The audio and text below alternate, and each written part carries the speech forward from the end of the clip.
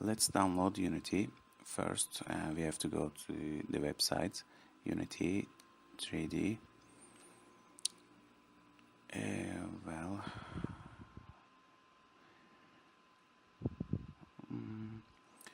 Actually we can download from anyway.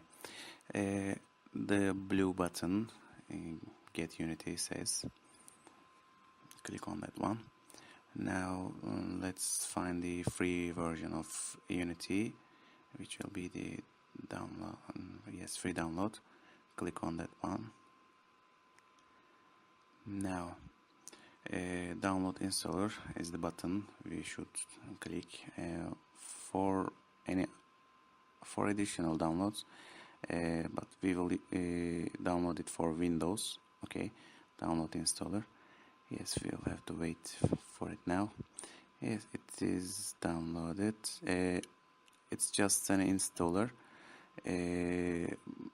Let's find it.